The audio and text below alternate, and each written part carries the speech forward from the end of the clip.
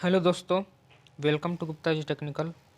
स्वागत है आप सभी का गुप्ता जी टेक्निकल के एक नए वीडियो में।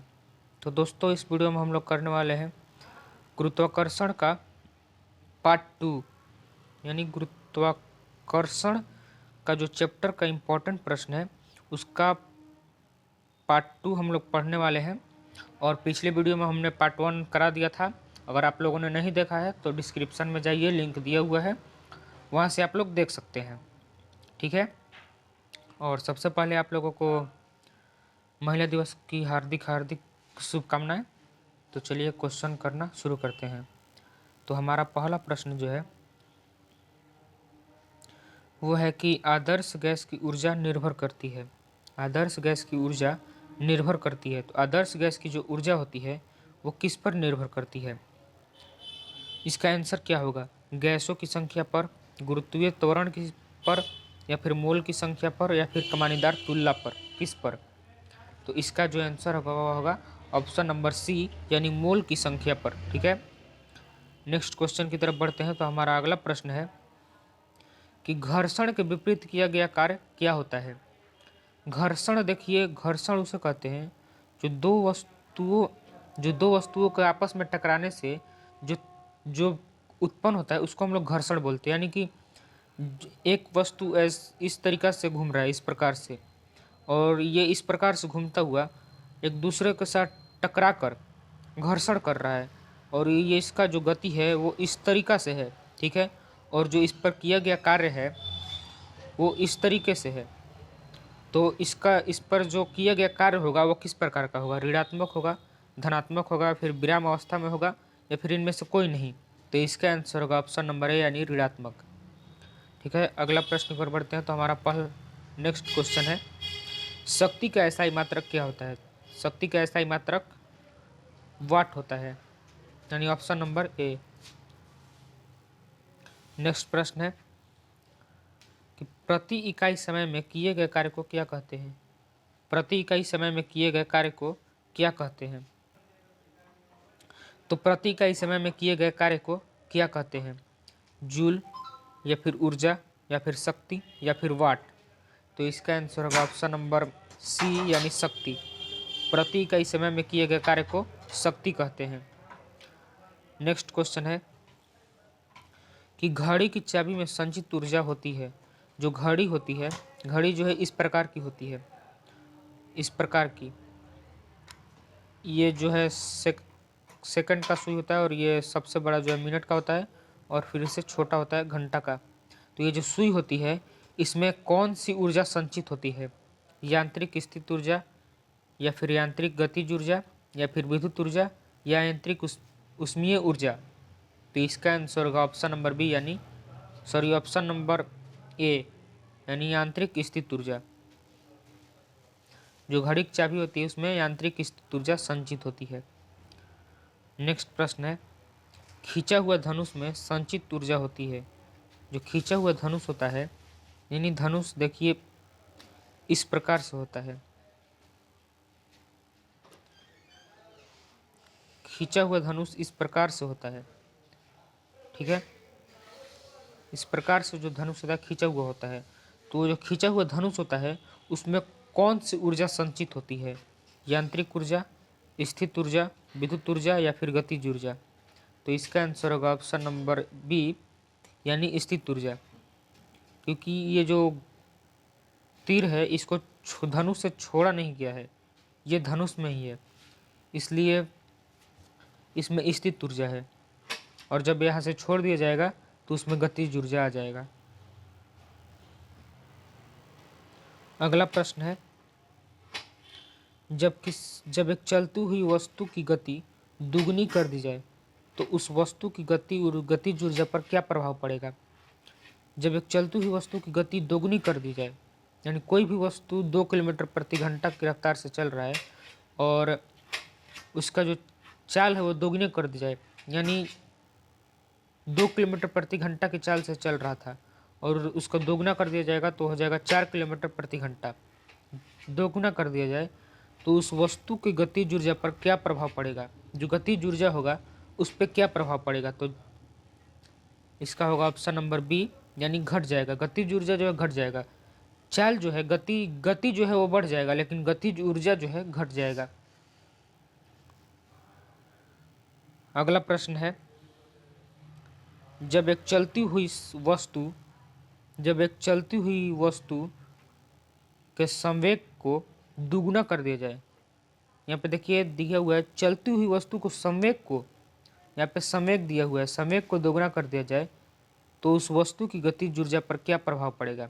यहाँ पे देखिए संवेग दे दिया है, तो इसका आंसर हो जाएगा ऑप्शन नंबर डी, यानी 4 गुनी हो जाएगी।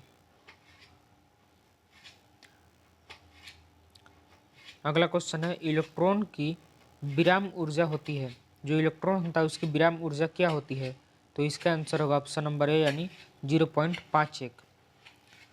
नेक्स्ट क्वेश्चन है, जब एक कण रैखिक सरल आवर्त गति में रहता है, जब कोई भी कण रैखिक सरल आवर्त गति में रहता है तो उसकी गतिज ऊर्जा कहाँ पर अधिकतम होती है। देखिए एक सरल रेखा है, ठीक है, और ये जो है एक कण है, ठीक, ये जो है एक कण है, तो जब इस पे आवर्त गति होगा तो कहाँ पर जो ऊर्जा है, गति ऊर्जा है, कहाँ पर सबसे अधिक होगा, तो इसका आंसर होगा ऑप्शन नंबर सी, यानी मध्य स्थिति पर। नेक्स्ट प्रश्न को बढ़ते हैं, तो हमारा अगला प्रश्न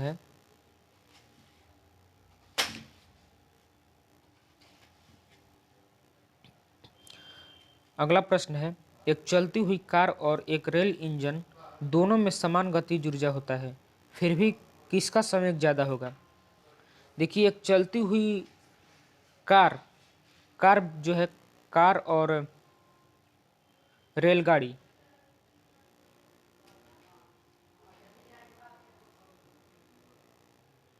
ये कोई कार है और इसके साथ जो रेलगाड़ी की जो इंजन होती है वो है, ये रेलगाड़ी की इंजन है, तो इन दोनों में समान गतिज ऊर्जा है, जो गति है वो दोनों में समान है। 20 किलोमीटर प्रति घंटा की चाल से ये चल रहा है, कार चल रहा है, तो 20 किलोमीटर प्रति घंटा की चाल से रेल इंजन भी चल रहा है, लेकिन फिर भी संवेग जो है किसका ज़्यादा होगा, तो संवेग जो ज़्यादा होगा रेल इंजन का होगा, ठीक है। नेक्स्ट क्वेश्चन है, यदि किसी पिंड की गतिज ऊर्जा 4 गुनी कर दी जाए, यदि किसी पिंड की गतिज ऊर्जा जो है 4 गुनी कर दी जाए तो उसका संवेग क्या होगा, यानी गतिज ऊर्जा 4 गुनी कर दी जाए तो उसका संवेग क्या होगा, तो इसका आंसर होगा ऑप्शन नंबर बी, यानी 2 गुना, ठीक है। और इसका फॉर्मूला होता है संवेग बराबर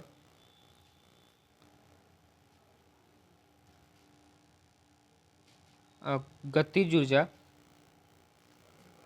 बटा में 2, तो गतिज ऊर्जा जो है 4 गुनी कर दिया गया, यानी गति जो है 4 गुना कर दिया गया, और बटा में 2 है, तो 2 2 जा 4 और 2 1 जा 2, यानी 2 गुना। और अगला प्रश्न है हमारा, ये न्यूमेरिकल टाइप का है, एक पिंड पर 40 न्यूटन का बल लगाने से वह बल की दिशा में 60 डिग्री के कोण पर 20 मीटर तक विस्थापित हो जाता है, तो बल द्वारा किया गया कार्य क्या होगा। तो देखिए ये एक सरल रेखा है और एक पिंड पर 40 न्यूटन का बल लगाया गया, तो बल की दिशा में तो ये कोई वस्तु है और इस पे इधर से 40 न्यूटन का बल लगाया गया, ठीक है, और बल लगाया गया तो बल की दिशा में 60 डिग्री की जो कोण बनाती है, ठीक है, बल की दिशा में 60 डिग्री का कोण बनाती है, तो 20 मीटर विस्थापित हो जाता है, तो बल द्वारा किया गया कार्य होगा। तो देखिए जब वस्तु को इधर से बल लगाया जा रहा है तो जो बल की दिशा होगी वो इधर होगी, ये जो होगी वो बल की दिशा होगी, ठीक है, और ये जो कोण होगा वो 60 डिग्री का होगा, 60 डिग्री का, तो ये जो बल है वो कोण पर जो 20 मीटर विस्थापित हो रहा है, तो 20 मीटर जो विस्थापित हो रहा है वो इस दिशा में हो रहा है, 20 मीटर विस्थापित, ठीक है, 20 मीटर विस्थापित इस दिशा में हो रहा है, तो यहाँ पे देख निकालना है कि बल द्वारा किया गया कार्य क्या होगा। तो इसका फॉर्मूला होता है कार्य बराबर, यानी W बराबर F into S cos theta, F into S cos theta. ठीक है, तो F into S cos theta formula होता है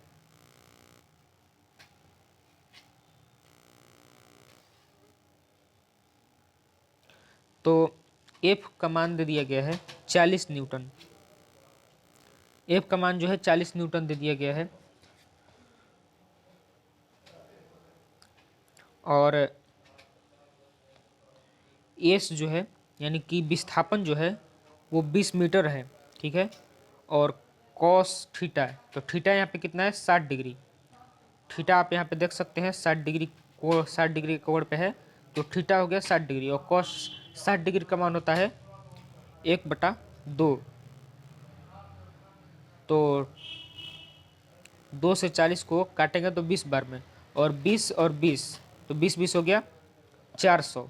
ठीक है, तो 400 जूल जो हो गया वो कार्य हो गया। यहाँ पे आप लोग देख सकते हैं क्वेश्चन में दिया हुआ है कि 60 डिग्री के कोण पर 20 मीटर विस्थापित हो रहा है, तो किया बल द्वारा किया गया कार्य क्या होगा। तो यहाँ पे ऑप्शन नंबर बी यानी 400 जूल आपका राइट आंसर हो जाएगा। अगला प्रश्न है, एक अश्व शक्ति बराबर होता है, एक अश्व शक्ति बराबर क्या होता है।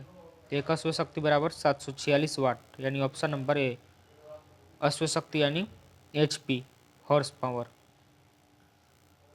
अगला प्रश्न है, ऊर्जा के कितने प्रकार होते हैं। ऊर्जा जो होता है उसके कितने प्रकार होते हैं।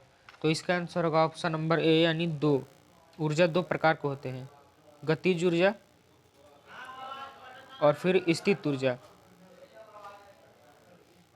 तो दोस्तों हमारा प्रश्न यहीं पे ख़त्म होता है।